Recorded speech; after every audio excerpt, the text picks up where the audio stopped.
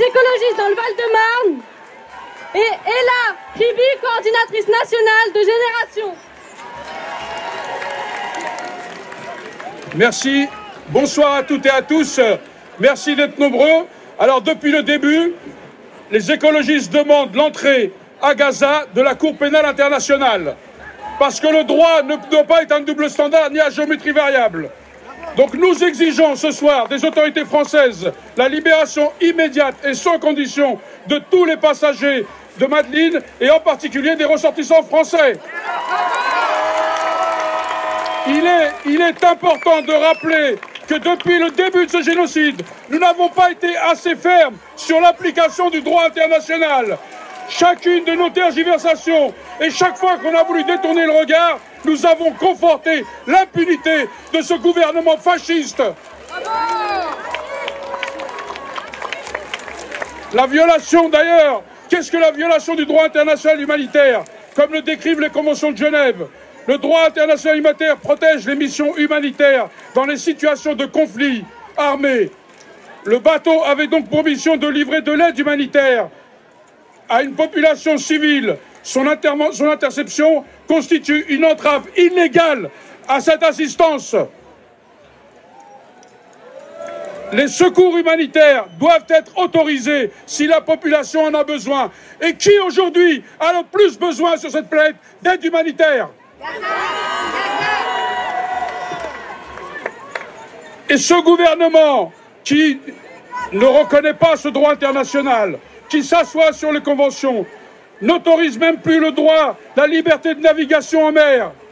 Israël a intercepté le navire en dehors de ses eaux territoriales, sans justification claire. Ça peut être qualifié d'entrave illégale à la liberté de navigation et surtout d'acte de piraterie d'État.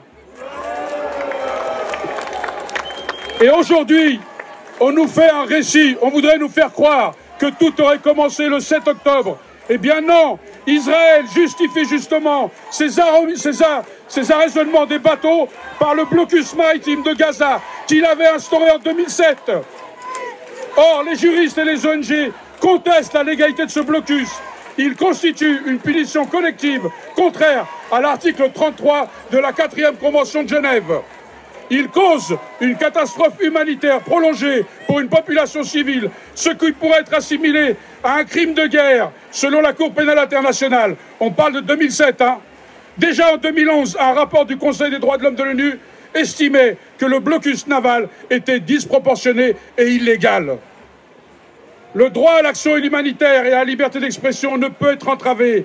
L'arraisonnement du navire est une atteinte à la liberté d'association et à la liberté d'expression garantie par cette convention. En ciblant une mission portée par des défenseurs des droits humains et de l'environnement, Israël entrave le rôle légitime de la société civile. C'est ce sentiment et cette impunité qui tue le droit international. Gaza, avec toi. Gaza, Gaza, Paris est avec toi. Gaza, Gaza, Paris est avec toi. Gaza, Paris est avec toi. Gaza, Gaza, Paris est avec toi. Ce sentiment d'impunité qui est conforté par le silence et les renoncements de nos gouvernants. Honte à eux! Le droit que nous avons bâti depuis 1948 pour justement éviter les parts sombres de notre histoire, ce droit est en train de mourir avec le peuple palestinien. Nous sommes du bon côté de l'histoire. Vous êtes du bon côté de l'histoire. Demain, quand les livres d'histoire, quand les livres d'histoire nous racontent les horreurs de la Première, de la Seconde Guerre mondiale, beaucoup de gens se disent, qu'est-ce que nous aurions fait? Aujourd'hui, ils ont la possibilité de faire, qu'ils le fassent. Ensemble, demandons la libération de Rimar. Ensemble, demandons la libération de Greta. Ensemble, demandons la libération de tous nos camarades. Nous ne serons jamais complices d'un génocide. Nous serons toujours du côté de ceux qui défendent le droit international et la dignité humaine. Alors, Ne nous taisons pas, continuons à nous battre, parce que c'est de la dignité dont il s'agit. Et pour la dignité, nous devons tous être debout. Paris, Paris, Gaza est avec toi. Paris, Paris, Gaza est avec toi. Paris, Paris, Gaza est avec toi. Paris, Paris, Gaza est avec toi. Paris, Paris, Gaza est avec toi. Je laisse la parole à ma camarade de Génération S. Merci, merci Akli, bonsoir à toutes et à tous. Non, mes amis, la solidarité n'est pas un crime. Non, cette arrestation arbitraire et illégale des passagers de la flottille alors qu'ils acheminaient l'aide humanitaire aux civils massacrés à Gaza est encore une fois une violation du droit international. À son bord, 6 Français qui doivent être soutenus, qui doivent être secourus par la France. Mais alors jusqu'où iront-ils? Jusqu'où ira Netanyahou? Jusqu'où ira son gouvernement? Jusqu'à quand agira-t-il dans l'impunité totale? Jusqu'à quand Israël massacrera des dizaines de milliers de civils sous les yeux du monde, sous nos yeux? À travers l'inaction du gouvernement français, à travers l'attentisme de Macron, c'est la France tout entière qu'il rend complice de la violation du droit international.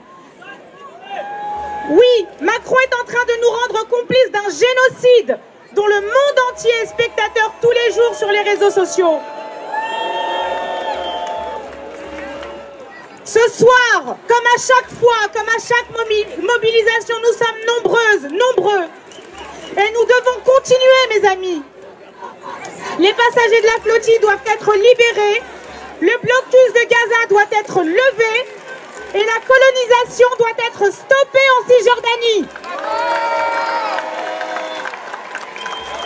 La France doit reconnaître l'État de Palestine et vite. Elle doit exiger la libération des passagers de la flottille. Je le dis à Macron, je le dis à l'Europe, libérez Gaza, libérez la Palestine, sauvez les Palestiniens qui meurent sous nos yeux. Oui, mes amis, nous sommes du bon côté de l'histoire. Que dirons-nous à nos enfants si nous laissons faire? Nous devons rester mobilisés tous les jours jusqu'à la libération des passagers de la flottille, jusqu'à la libération de la Palestine, jusqu'à la libération de Gaza. Free, free, free Palestine! Tahria, Tahria, Palestine! Free, free, free Palestine! Tahria, Tahria, Palestine!